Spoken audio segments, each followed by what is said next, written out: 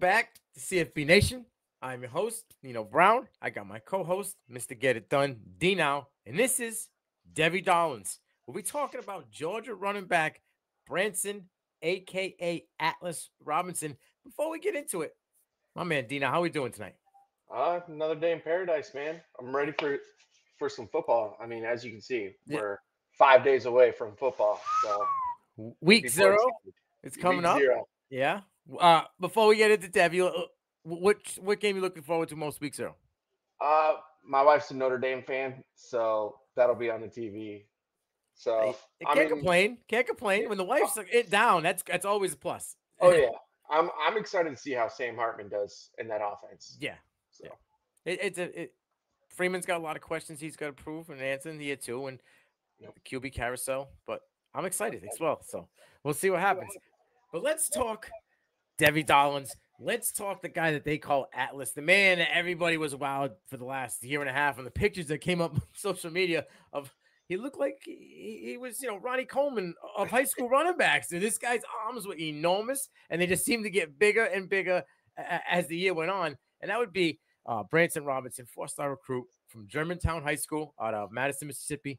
He was the 9th best running back in the 22 class, and I feel like that bothers him a little bit. You know what I'm saying? I feel like he plays with semi-chip on his shoulder. Either that, he just likes to be a violent guy when he's running the ball. One of the two. But 5'10", currently 220. Let's talk a little bit the high school before we get into last year what he did at Georgia. 9 games, 121 carries, 1,179 yards. Right, he had 15 touchdowns, 9.7 yards per attempt. Love it. Big number. He had 600 plus yard games. He also had 4 receptions, 26 yards. Now that right there is something I know you and I aren't too big on. D, now talk to me. yeah, I mean, 10 yards a pop, stupid. 15 touchdowns, multiple 100-yard games. Yeah. But like you said, I would have loved to see him get those receiving numbers up and be less of a one-trick pony. Yeah. I mean, it's a good one-trick pony, but those numbers need to grow. Yeah. I would have been even 18 receptions. I would have been cool with. You know what I'm saying? Just something in the teens. I'm all right with it. It shows you're getting more than an occasional 1 every 3 game type target. So, but we're gonna talk about some traits. We're gonna talk about a guy who's a thick framed running back. He's built like a brick shit house. Okay, he's an absolute yak monster. When I talk about violent, this dude just loves the contact and knows when to take on the contact. All right. Ring that bell, my boy, because he is built like a bell cow running back. You want to give a dude 250, 300? I think this gentleman right here can carry that. Explosive out of the hole, and especially at the point of contact, he got a little twitch. He's not, he ain't no James Brown out there, but he uses his hip movement extremely well in and out of cuts and in and out of the hole. He knows when to stay small and run. He runs through tackles well. You can't be bringing them weak arm tackles around here. I want to see what your thoughts are on this 11.4100 meter. I mean, he's a big boy, Right. so anytime you can move 220 pounds, 100 meters in 11 seconds, I got no room to talk. All right. Because I know. What we were talking about, Dickey last week. That's a little different. I mean, it's a little different. But I gotcha. Now, last year we got to witness a little bit of what I think is, to come. All right. in 68 attempts, he had 330 yards, close to 5 yards, a pop, 3 touchdowns.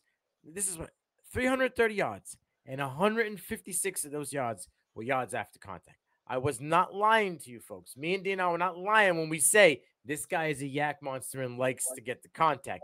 He had 8 10-plus yard runs out of the total 330 yards. I mean, my man just rips them off in chunks. All right. This is the week where I was like, okay, he's real. I saw him week 1 in garbage time against my Ducks, and I was like, I don't know this. I don't know if he's the guy that we were hoping for. But week 5 against Auburn last year got the start, 12 attempts, 98 yards, touchdown. There was times that he was just running over people. And this was a crazy stat that I wanted to throw in there. He's the first freshman to rush for 95-plus yards in his first 10 carries since Sony Michel in 2014. So what are your thoughts on that before we keep going? Well, I mean, Auburn's defense at that point wasn't – I don't want to bash on Auburn's defense, but he was running over some NFL guys. Yes. Owen yeah. Derek Hall there. So they had some studs, and he was still having his way with them. And then the first freshman, I mean, anytime you do any sort of rushing record for Georgia, yeah. I mean, that says it all right there. Yeah. Listen, I know it was week 5, so they might have still been in a team mode. I know what there was a point where they were just like, yeah, I'm out. But you said NFL talent. There was a play in the second quarter where I mentioned to you in the green room, right? It was about 7 minutes left in the second quarter. He took a run to the left, and Poe chased him down. He was able to get by him, and the secondary conversion on him. My guy put his straight coming tackle. My man put his hand down, right? Got small. Kind of rolled over the shoulder tackle, got out to the outside, and ran for another 20. And that was when I was like, okay, we can check that box. Like, he's real. And everything that we were talking about coming in from high school and all that, he's real. And he proved it. And I think at the end of the year, he also proved it. And we'll talk a little bit about that coming up. You had mentioned to me earlier today about Mike Bobo, and I had a couple notes on it, and I went diving a little bit more. Okay, well, why don't you talk to us about Bobo and what you saw that you liked about his opportunity in the Bobo offense? So with Bobo, he's definitely going to get his carries. Yep. Bobo's averaged 3 running backs every single year, 500-plus yards, almost every single year, except for when he was at Auburn and Tank Bigsby just had his freak year. He averages almost 200 yards a game rushing over his coaching career. Right. So that bodes well for all 3 running backs, 4 running backs even. But yeah, he's definitely going to get his touches, which I think doesn't scare me away as much as I had originally thought I would. Because we both know Georgia likes to play their senior guys over their younger guys. So that was my thing, and I was bored because you think about everybody thinks about the shiny new toys and what have you done for me lately, and if you go and look, it's it's been Cook and White, and then it was Swift and White and Heron, and then it was Swift and Holyfield, and they both went off for 1,000 yards. And then this is when then I was like, okay, wait a minute, I see three trifecta running backs here that are eating chunks, and it was Michelle Chubb and Swift in 17, Gurley Chubb and Michelle in 16, right? So and then just last year alone, McIntosh, Milton, and Edwards all rushed for 480-plus yards. So you give my guy a chance to get to 500-plus yards in these late garbage time carries as well. Ooh, I don't know if you give him those opportunities. I don't know if he's going to let hold of it. Now, granted, right now in the spring he did well because he had the opportunity, right? Because there was injuries. We talked about in the off camera in the green room. Paul was coming off ACL injury, but he's got the brace off now. Andrew Paul, the freshman, last year was redshirt, obviously due to injury. Milton had a little hamstring injury, and as of August 8th, he was still battling a hamstring injury. Now, Dejon Edwards is cleared of the hamstring injury, and he's a full go going into spring. So there was injury, and obviously Branson had a low body injury too. So the whole running back room had injuries. But I think my eyes and what we see on film, they got to get him his chances. Bobo just gives guys the rock. He did it in multiple spots. He did it at Colorado State with Kinsley and Izzy Matthews, and then Dylan Dawkins, who went for 1,000 yards, right? And let alone Just a week ago, running back coach, run game coordinator, whatever you want to call Del McGee, because he's got many hats over there at Georgia. He stated that Branson has proved in the one aspect that I was worried about, and I think this puts him more time on the field because of his size, and that's pass pro. Okay, 220, the guy who had a 49.6 grade average per PFF in pass pro last year. You improve on that. We talked about it. In a quarterback room that's young and kind of hasn't been stamped yet, right? We feel it's Beck, but they haven't come out and said who's the guy yet, really. And if he doesn't start hot, they switch it up. So it's a QB room that's not really, doesn't have any experience. So they're going to lean on the run game. And Bobo is a guy who likes to run the rock. So I think he's going to get his opportunities. And obviously, guys are coming off injury. You're not going to want to push them right off the rip. So you could see him early. But I think by midseason, there's a chance, Branson's going to be getting featured a little bit more because we saw in the TCU game, okay? Granted, it was a blow, but TCU wasn't taking their starters out, okay? Those guys were still in there. And there was times where he just got in the hole, got out of the hole after contact. It's the hip, man. He was like, I feel like he could salsa with Shakira for a big guy getting in and out of the hole, the hip movement, and it's on time for his breaks, right? He's gonna, I'm coming up, like I said, 73. He undressed the defensive lineman 73, and that boy thought he was sitting at a buffet with a full table in front of him, and he undressed him on national television with just a slight hip movement coming in and out of the break. Then he got outside, and I think that was the run for the touchdown, to be honest with you. Yeah, I think so. First one. But at 220, are you supposed to be able to get jiggy like that? Like, he's not twitchy, but the hip movement, I don't normally see a guy at 220. Like, I didn't see, I think he's a comp to Mark Ingram. I know you said you like Miami's own Frank Gore, yep. Right, and then we heard from when we did a little research that Kirby said that he's comparing him to Chubb. I think he's a little bigger than Chubb. I'm not knocking Chubb. Chubb got some swole to him. You know what I mean? Frankie had some swole too, but Frankie was just a bone ball. Like he just bing, bing, binging, like you said, messed around in the third quarter. He's got 15 carries for $125. So I get that, but I think Branson's got a little movement to him. Can get in out and shake the tail feather a little bit, which leaves bigger guys stuck. And we witnessed that in the TCU game. I witnessed that in the Florida game as well. I also witnessed in the Florida game him just literally put his head down, run guys over. Yeah.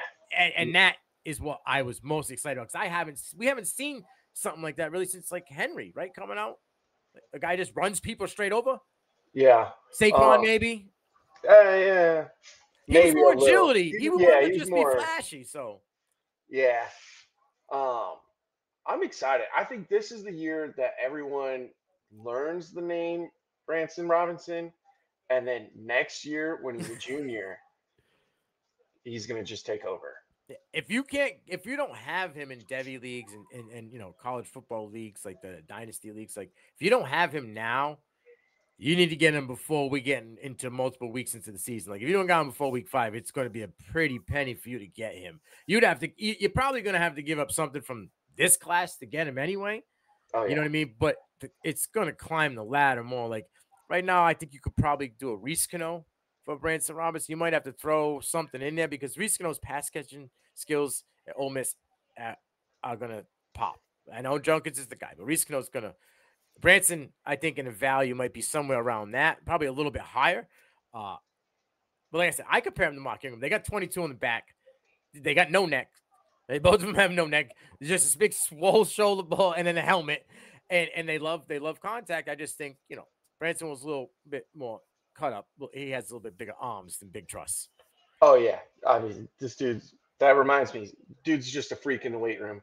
Yeah. I looked up his numbers. He's benching 415. Squats 630 and deadlifts 715. That's just stupid numbers. You said to me earlier today he's on Bruce Feldman's freak list, and numbers like that you gotta be right, and he was expected to that coming in. Now, I'm gonna ask you for your prediction. What makes for a good year? 68, 330, and 3 at 5 yards a pop. What would consider a good improvement this year, knowing that there's two gentlemen in front of him that are senior running backs at Georgia?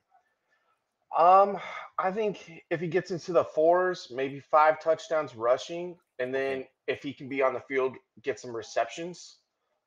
maybe like 100 yards receiving, 1 or 2 touchdowns there, just to show he's able to do both. I would consider that a good year.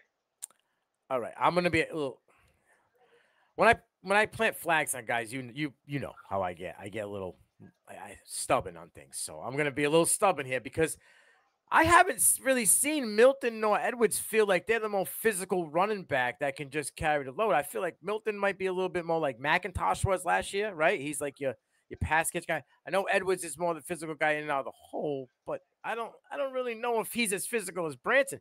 And I think when it's going to come down to those big games, the SEC, when you got to pound it, and when they're not, I don't know if there's going to be these games like last year. When I wasn't a Stetson guy, okay, but he knew how to command his team. Okay. And he knew how to play his role. And there were games where he just came up and said, if you don't like me, he put the pie in your face. You're going to have to eat it anyway. You know, so I had to eat the crow multiple times. But I don't know if they're on that level right now. I think it's going to take a little bit before that offense is clicking. You know what I'm saying? I really feel when you're going to pound it, I think he gets carries early and often. And these other guys will be used like they should be, but I don't know if Milton's going to be getting 20 carries. I think Branson can get 100 attempts this year and probably hit 550 yards. Yeah, I can see that. 5, 6 touchdowns. And I think, and if he gets hot early, I think he could lead the room until bar an injury. I think he could lead I know they play their seniors, but they could start out with Branson in the first quarter, right? Gets 50, 60 yards, and then they start splitting everything up and everybody gets their thing. But he would establish the runs, to establish the dominance early. I think Georgia's going to need that. Yeah, I can see that. Just while you were talking, I looked up some stuff. Another Georgia Bulldog who he now that I think about it, he does kind of remind me Zamir White. Yes. So his freshman year, he went from 78 carries to 408, pretty similar, 3 touchdowns. His sophomore year, he doubled it, 144, almost 800 yards and 11 touchdowns. So if they can get that same productivity out of Branson, then I mean that's just right. And Zamir's like 200 pounds, right? 210, 215, right? And this guy's 220 as a sophomore. So, yeah. You know what I mean? He's got room to grow, and he's way more muscular than Zamir. But Zamir was the same style. He was that physical back, and I think that's what got him more opportunity at Georgia. Yeah. Yeah, I could definitely see where you're coming from. Like, I don't know, honestly, I don't know much about Edwards. I know more about the other back. And I would have to agree. He's not a 20 carry running back. Yeah, I don't know if Edwards or Milton are 20. I think Edwards could be somewhere in the 15, maybe 18 range. You know what I'm saying? Milton's more of that 12 to 15, but he's got like that pass catching ability. He's a little bit more, sleek out there. You can get out there and go. Where if you're physical, you want to, establish dominance early. And a team like Georgia, who's physical on the defensive side, if you can be physical on both sides of the ball, well, that takes a lot of pressure off your QB. That helps the play action game immensely. And it just, now you're dominant on both sides of the ball. That just crushes your opponent. You know what I mean? So I think Branson's going to get his opportunities. And I think if he gets a hold of it, you could see that Zamir White second year pop. Now, all of a sudden, this guy's 6, 7, 800 yards. We cannot stop giving him the ball because he's just, getting 5, 5.5, 6 yards at a whack. Oh, yeah, absolutely. I think he is the only running back that can challenge Singleton for RB1 coming out of school and from his class. Okay. I'm going to put that out there. All right. I like that. My man Dean Allen's going out with a hot one. And then that's how we're going to roll this one out. Mr. Get It Done comes in and says that Branson Robinson, a.k.a. Atlas, is going to challenge Singleton for that RB1 in this class. This is why this is Devy Darlings, because this guy, Mr. Atlas, Mr. Robinson, is and will be, we believe, a Devy Darling. It's Dean Allen at the bottom, at the top, at the left, at the right. We're everywhere. Nino Brown, CFB Nation, we out.